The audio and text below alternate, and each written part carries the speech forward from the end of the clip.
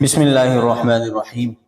ذی الحج کا مہینہ شروع ہو چکا ہے، تو جس طرح رمضان کا آخری عشرہ فضیلت والا ہوتا ہے، اسی طرح ہی ذی الحج کا پہلا عشرہ بھی اللہ تعالیٰ نے فضیلت والا بنایا ہے۔ وجہ اس کی کیا ہے؟ پہلی وجہ اس کی یہ ہے کہ اللہ تعالیٰ نے قرآن کریم کے اندر اس کی عظمت اور فضیلت کی قسم اٹھائی ہے۔ تو اللہ تعالیٰ جس چیز کی قسم اٹھا لیتے ہیں تو وہ چیز بڑی شان والی ہوتی ہے، کوئی غیر معمولی چیز نہیں ہوتی۔ قرآن کریم کے اندر اللہ تعالیٰ نے ارشاد فرمایا والفجر ولیال عشر والشفع والوتر، تو مفسرین فرماتے ہیں والفجر سے مراد 10ویں ذی الحج کی صبح کی قسم ہے، اور ولیال عشر اس سے مراد 10 راتوں کی قسم ہے، اور والشفع والوتر اس سے مراد ہے جفت اور طاق کی قسم اٹھا رہے ہیں۔ جفت سے مراد 10ویں کا دن اور طاق سے مراد 9ویں کا دن ہے۔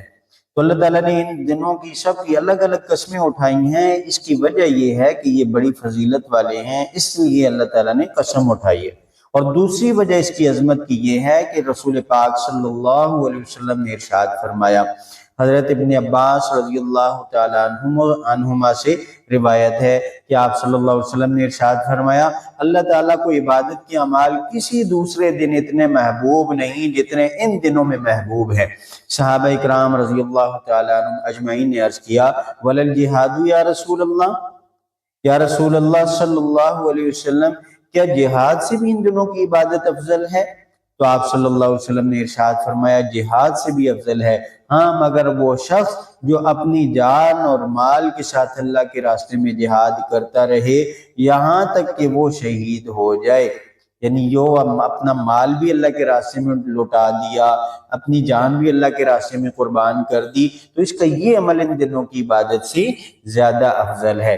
اس لیے ان دنوں کو خاص کر کے عبادت کے اندر گزارا جائے۔ اور خاص کر عبادت بھی کیا ہے؟ ایک حدیث کے اندر معجم طبرانی، اسی طرح مسند احمد کے اندر روایت ہے، حضور صلی اللہ علیہ وسلم نے ارشاد فرمایا فَأَكْثِرُوا فِيهِنَّ مِنَ التَّهْلِيلِ وَالتَّسْبِيحِ وَالتَّكْبِيرِ، یعنی ان ایام کے اندر تحلیل اور تسبیح اور تکبیر کی کثرت کی جائے، یعنی سبحان اللہ، الحمدللہ، اللہ اکبر، یہ چلتے پھرتے آدمی یہ تسبیحات پڑھتا رہے۔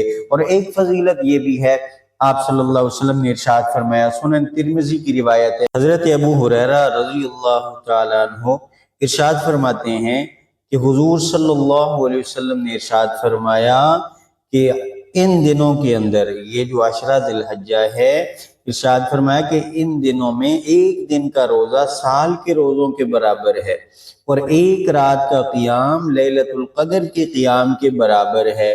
اب دیکھیں کتنی فضیلت ہے، اللہ تعالیٰ کتنا اپنے بندوں کو نوازنا چاہ رہا ہے کہ آدمی رمضان کے اندر پورا سال بلکہ انتظار کرتا ہے، پھر رمضان کا جب مہینہ آ جاتا ہے پھر بندہ انتظار میں ہوتا ہے کہ کب تاغ راتیں آئیں گی اور میں لیلۃ القدر کی تلاش میں ان راتوں کو جاگوں گا اور عبادت کروں گا اور یہ فضیلت حاصل کروں گا۔ لیکن حضور صلی اللہ علیہ وسلم نے بتا دیا کہ ان دنوں کے اندر ایک رات کا قیام لیلۃ القدر کے قیام کے برابر ہے۔ تو اس لیے اس مہینے کے بالخصوص اس عشرے کی راتوں کو بھی قیمتی بنایا جائے اور دنوں کو بھی قیمتی بنایا جائے۔ ہاں کس طرح سے قیمتی بنایا جائے؟ اب دن میں روزہ رکھ لیں، بڑی اچھی بات ہے۔ اگر روزہ نہیں بھی رکھ سکتا آدمی ذکر اذکار کے اندر یہ دن گزار لے، رات کے اندر آدمی ساری رات عبادت کر لے تو بڑی فضیلت ہے، آدھی رات کر لے بڑی فضیلت ہے۔ لیکن تو آخری درجہ یہ ہے کہ یہ آدمی عشاء کی نماز اور فجر کی نماز جماعت کے ساتھ ادا کر لے تو اس آدمی کو پوری رات کی عبادت کا ثواب ملے گا، حضور صلی اللہ علیہ وسلم کے فرمان کے مطابق، کہ آپ صلی اللہ علیہ وسلم نے ارشاد فرمایا کہ جو آدمی عشاء کی نماز جماعت کے ساتھ ادا کر لیتا ہے اس کو آدھی رات کی عبادت کا ثواب ملتا ہے، اور جو آدمی فجر کی نماز بھی جماعت کے ساتھ ادا کر لیتا ہے اللہ تعالیٰ اس کو پوری رات کی عبادت کا ثواب عطا فرما دیتے ہیں۔